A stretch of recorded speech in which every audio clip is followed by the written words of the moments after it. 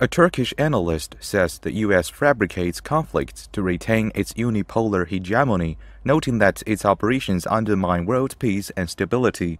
Turker Ertürk, who served as commander of the Turkish Naval Academy between 2008 and 2010, blamed Washington for willfully prolonging the Ukraine crisis.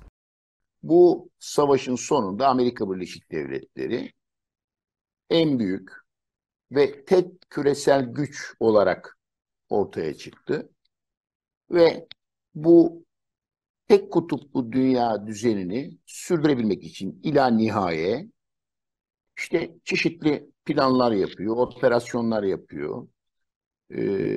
Yaşadıklarımız bunların tezahürü. Amerika Birleşik Devletleri epeyce bu işe yatırım yapmıştı. Ee,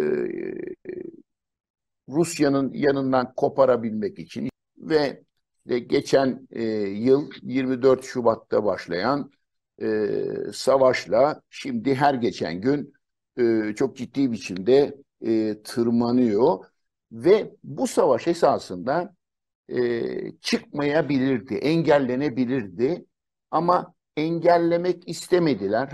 Amerika Birleşik Devletleri bu savaşı bitirmek istemiyor. Esasında Amerika Birleşik Devletleri istese yarın bu savaş biter. Niçin? Rusya'yı yıpratmak istiyor.